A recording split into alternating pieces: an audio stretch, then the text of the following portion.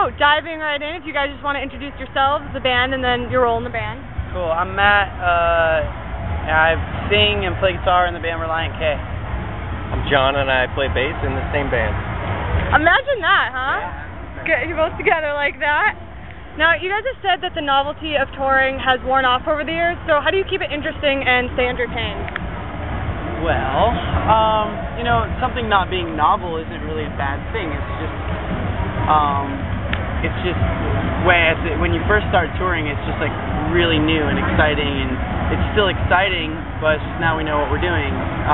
So every day you just kind of pick your routine or not routine, and do something spontaneous. But touring is awesome. The Warped Tour is awesome.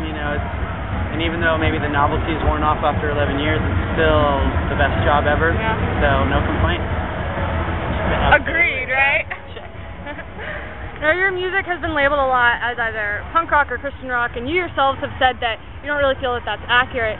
Do you feel like genre labeling has changed drastically in the last, say, like 30 to 40 years? And, for instance, what was considered punk 30 years ago and what is considered punk now is just totally different.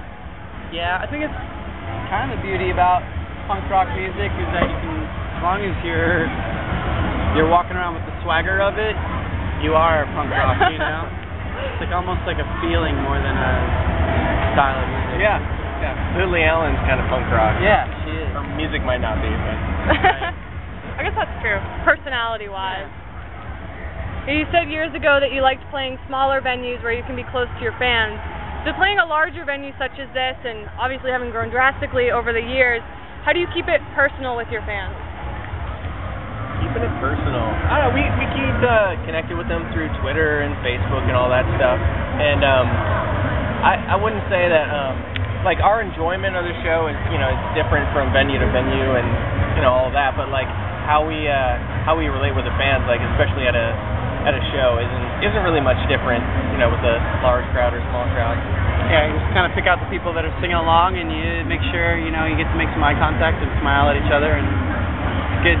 It doesn't matter if it's a big or a small show, as long as you can see people. I was gonna say, can you see? Because I've heard a lot of bands say that when they're up there, they can't see anything, because of the lights. Does it just depend on the venue? Yeah, I mean Warped Tour, there's no lights. So right, there's no lights. But yeah. And your vision as well. Yeah. If you're not blind, you have an advantage. Yeah. But what have been some of the highs and lows of the tour this year?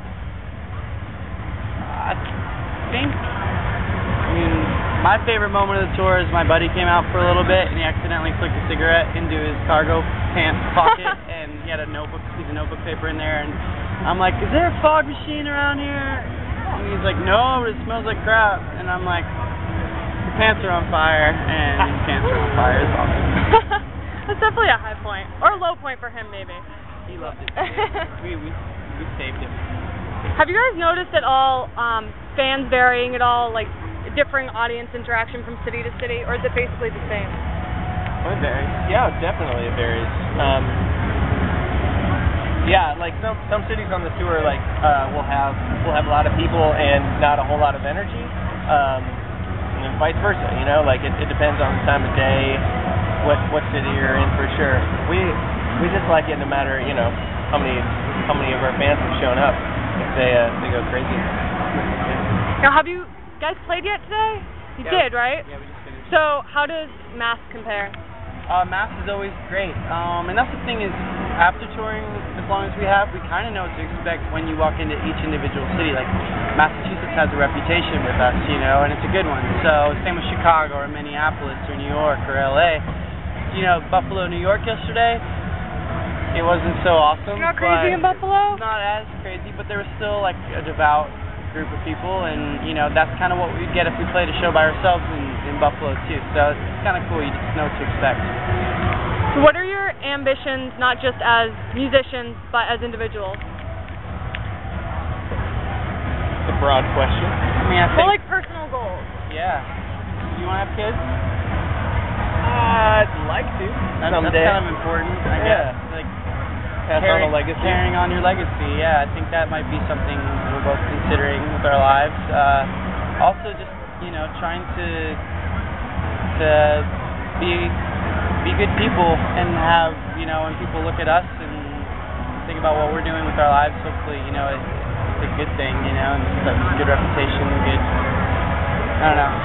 Yeah. Just trying to be men of character. That's, I guess, our life goals. What is your guilty pleasure? Oh, I like to make ice creamless sundaes. I'll take, like, Peter Pan makes this, like, whipped peanut butter. It's, like, a little bit, like, better for you.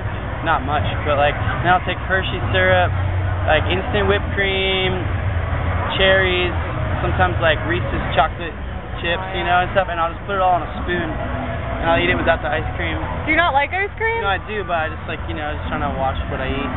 That's your mind with it. That's That's what you my cut guilty out. thing, though. I feel guilty about it because it's kind of gross and stupid. That was the first thought that came to my mind. Like last night, we stopped at a truck stop, and along with about 50 other bands, we just got as much junk food as we can get. I don't know what it was in the air in Buffalo, but yeah, we got a bunch of crap and then put on a movie everywhere. What is the best kept secret from your hometown? My hometown? My hometown has like 1,000 people, so I don't know. They keep their secrets pretty good. True. What about you? Maybe maybe Prince, because nobody knows about Prince from Minneapolis. That's kept secret. Everywhere, every time I go to Minnesota. I used to go to Minnesota a lot, and yeah, Prince and Bob Dylan, right? That's the other one. Yeah. Really? Everywhere. Oh, yeah. From up north. It's what they have. Yeah. And then lastly, just anything else you'd like to add? Thanks for watching. No, we just put out a cover record, Relient case for karaoke. You know, so that's good to talk about, I guess. So go check that out. It's new and shiny. Agreed as well.